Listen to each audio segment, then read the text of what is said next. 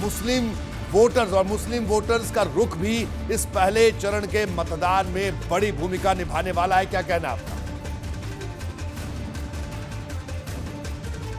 Important point है, महत्वपूर्ण point है, क्योंकि वो आगे किस तरह का पैटर्न सेट करेंगे मुस्लिम मतदाता वोटिंग का, ये भी इसका संकेत होगा। क्योंकि हम सब जानते हैं, और उत्तर प्रदेश के इतिहास पर मैंने बहुत काम किया है, तो वो बहुत सोच समझ कर वोट डालते, इसमें कोई दो राय नहीं है। तो ये भी ये सेट करेगा। दूसरा क्या है कि अगर आप पश्चिमी उत्तर प्रदेश के राजनीतिक इतिहास को देखें, हाल के को देखें, बहुत पीछे नहीं जाए, 25 साल 20 साल पीछे नहीं जाए, तो वो भी पोलराइजेशन का, ध्रुवीकरण की राजनीति का केंद्र बिंदु रहा है, प्लेग्राउंड रहा है। इसीलिए देखिए आप इस चुनाव में भी कैराना जैसे मुद्दे वापस उठे और उसको हर तरीके से हर राजनीतिक साइड ने अपने हिसाब से उसको बनाने की कोशिश की। तो ये इम्पोर्टेंट पॉइंट है, क्योंकि उससे भी आपको एक नज़रिया मिलेगा, एक अंदाज़ा मिलेगा। जैसे हमने कहा कि ये खबरें इस तरह से आती हैं जो जिनका अंततः ये सही है या गलत, ये तो साबित तभी हो पाता है जब चुनाव के नतीजे आते हैं। लेकिन ये खबरें ट्रैवल करती हैं पूरे स्टेट में।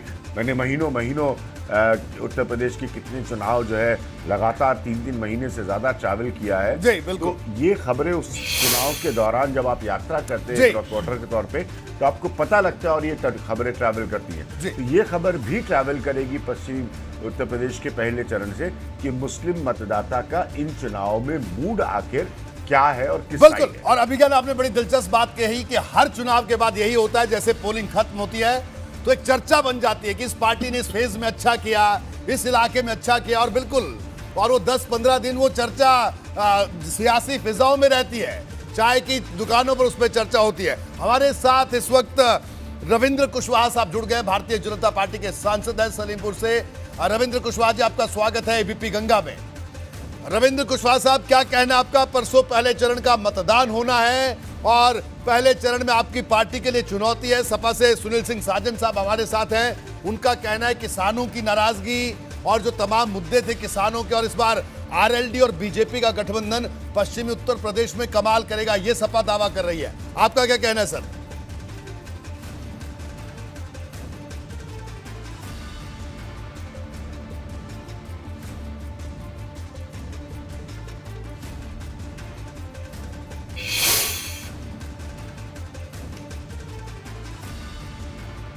जी रविंद्र कुशवाहा साहब, माफी के साथ क्योंकि आपकी आवाज हम तक नहीं पहुंच पा रही है, शायद कोई टेक्निकल ग्लिच है। मैं चाहूंगा मेरी टीम इसको जरूर अभी चेक करेगी और इसको दुरुस्त करते हैं। लेकिन एक बड़ा सवाल जो यहाँ पर विज्ञान आपने जिस तरह से बात बताई, मैं एक बार फिर से सुनील सिंह साजन आपके पास आऊंगा। क्या लगता है आपको कि सुनील सिंह साजन साहब, एक बड़ा सवाल ये भी उठ रहा है कि अगर त्रिकोणीय मुकाबला कई सीटों पर होता है, जैसे अगर बसपा की बात करें या कांग्रेस भी कुछ सीटें हैं ऐसी, बड़ी चुनिंदा सीटें हैं, तो उसका खामियाजा भी आप लोगों को भुगतना पड़ सकता है। इस तरह की भी चर्चाएं हैं, इस पर आपका रिएक्शन? मैं केवल ये कह सकता हूं रोहित जी कि पूरे उत्तर प्रदेश में 20-25 सीटें ऐसी होंगी जहां त्रिकोणीय चुनाव होगा जी, वरना सारी सीटों पर 2 पे 2 चुनाव होने जा रहा है। एक तरफ समाजवादी पार्टी और समाजवादी पार्टी का गठबंधन है, और दूसरी तरफ 5 साल लगातार गुमराह करने वाली, झूठ बोलने वाली, हर विभाग में भ्रष्टाचार करने वाली भारतीय जनता पार्टी और उनका गठबंधन है। क्योंकि लोगों को बड़ी उम्मीद थी रोहित जी, जब 2017 में भारतीय जनता पार्टी आई तो जो सपने दिखाए, जो बातें माननीय प्रधानमंत्री जी ने कही या वर्तमान में जो माननीय गृह मंत्री जी हैं इन्होंने कही या भाजपा के दूसरे नेताओं ने कही जी, मैं फिर जिक्र करूंगा भारतीय जनता पार्टी के 2017 के संकल्प पत्र पर। उनका पूरा संकल्प पत्र देख लीजिए। भारतीय जनता पार्टी से सांसद जी जुड़े हैं, इनसे पूछिएगा कि आपने 2017 के संकल्प पत्र को क्या किया, जला दिया, फेंक दिया? अगर इनके पास ना हो तो हम दिखा देंगे। ये नया संकल्प पत्र लेकर के आ गए।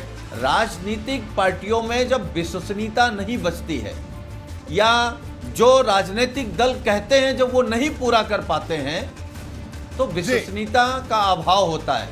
भारतीय जनता पार्टी की बातों पर जनता क्यों भरोसा करे, क्यों किसान भरोसा करे, किस बात पर बेरोजगार नौजवान भरोसा करे, किस बात पर पिछड़े दलित भरोसा करें? किस बात पे छोटा व्यापारी भरोसा करे, किस बात पे बहन बेटियां भरोसा करें? आखिर ये एक कारण बताएं कि इस कारण से भारतीय जनता पार्टी पर भरोसा करें।